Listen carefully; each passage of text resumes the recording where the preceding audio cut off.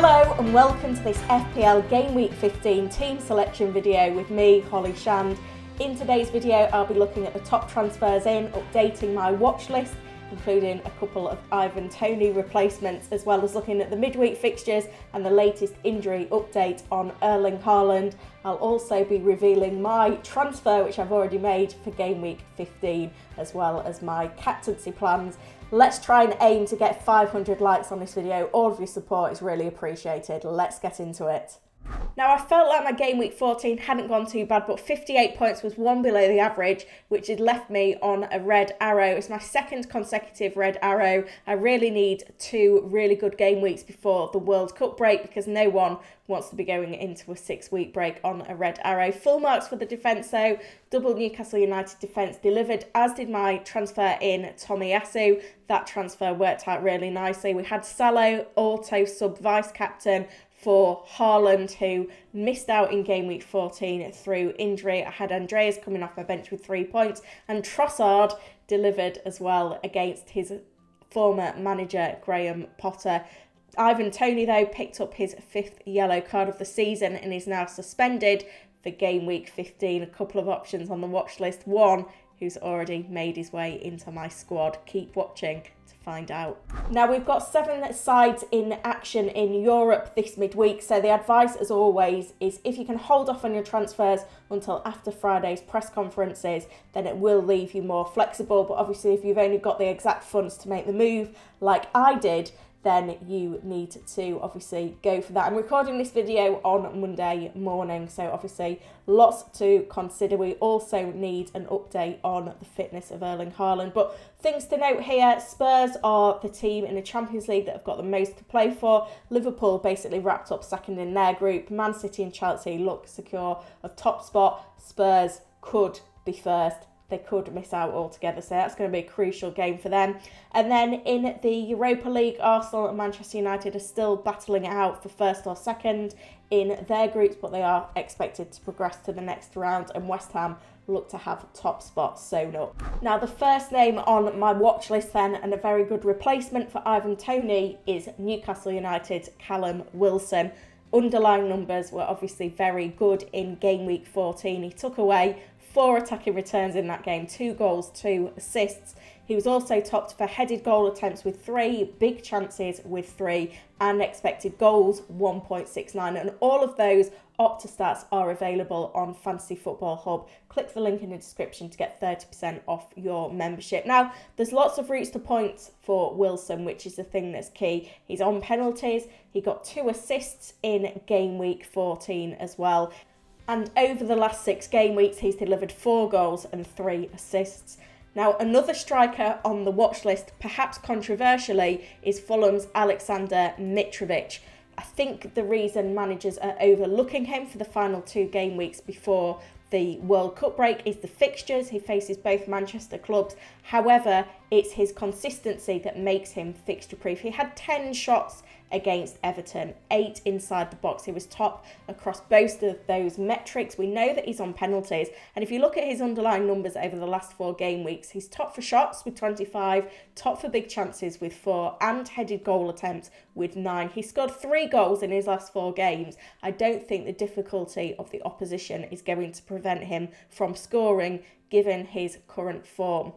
Now, the final name on my watch list is Brighton's Leandro Trossard. He again impressed me in game week 14. A really impressive performance from Brighton as a whole, something we need to take note of. He was top in game week 14 for shots on target with 4, and he was second for shots in the box with 6 as well as being third for expected goals with 1.31. And if you look at his underlying numbers over the last 6 game weeks, he's second in that period for shots on target with 12. He's actually top for shots in the box across midfielders over this period with 19, having scored 5 goals in 6. We love these goal scoring midfielders, and Trossard is one of them, and in which case we find him to be among the top transferred in players ahead of game week 15. He's the 3rd most transferred player in. The 2 players ahead of him both play for Newcastle United. Miguel Almiron in 2nd place. He's now managed double-digit returns in his last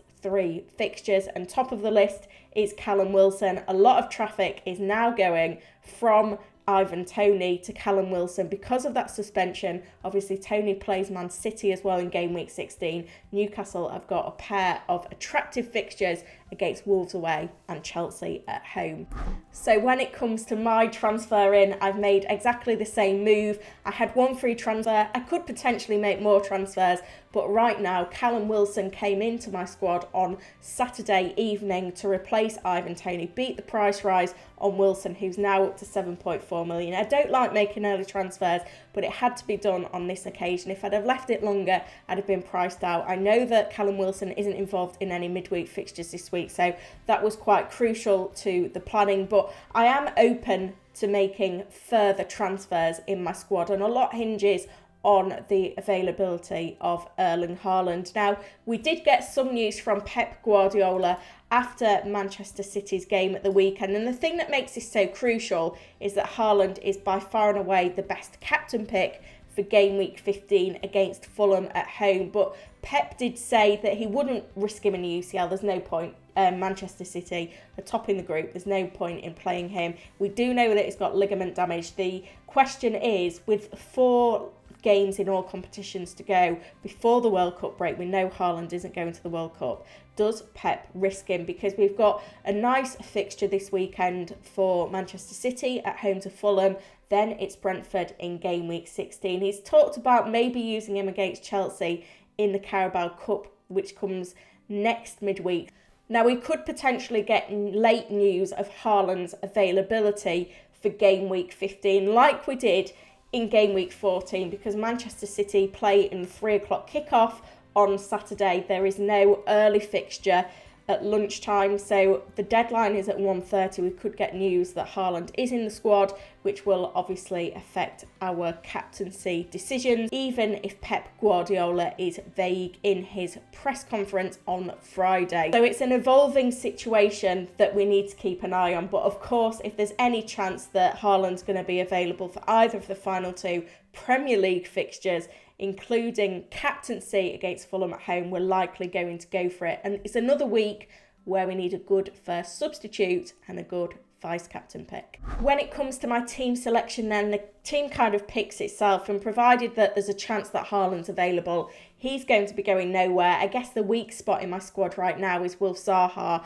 who's disappointed in recent games, and I don't have any Arsenal players, so making a switch there is tempting, but Chelsea away is not the greatest of fixtures for the Gunners, so I'll probably just stick with my one free transfer, which was Wilson in for Toney, and not take a points hit this week. It's really difficult in these final 2 game weeks before the World Cup break and unlimited transfers to make a points hit, because it's unlikely that that's going to pay off over the 2 game weeks. So I've gone with Lewis Dunk as my starting defender alongside the locked-in Cancelo and Trippier, and Neco Williams as my first sub ahead of Andreas Pereira and Tomiyasu, who obviously has got that Chelsea fixture as well. I think Neco Williams is fine as a first substitute. Nottingham Forest defensively have looked quite good at home in particular.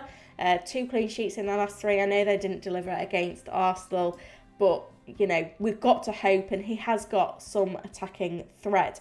When it comes to vice captaincy, I'm a bit reluctant to put the vice captain on Foden, purely because he's seen some rotation in the last couple of game weeks as well. I don't know how much I trust Pep Guardiola, so I think I may go with Callum Wilson, my transfer in, as my vice-captain. Southampton away, I think, is an okay fixture. He's one of the top players when it comes to form right now, so we can have the hope, with the fact that he's capable of getting goals and assists, and he's got a nice fixture, and he's on penalties, that he could bail me out should Haaland fail to play a single minute. I want to hear your dilemmas then ahead of FPL Gameweek 15, so get them in the comments. I do my best to answer all questions that come within 24 hours of the video being posted. Let's help me get to 500 likes on that video. Smash that like button if you don't already, and of course subscribe to the channel. I'll be back on Wednesday with the Gameweek 15 preview, so look out for that one, and all that's left for me to say is good luck for FPL Gameweek 15.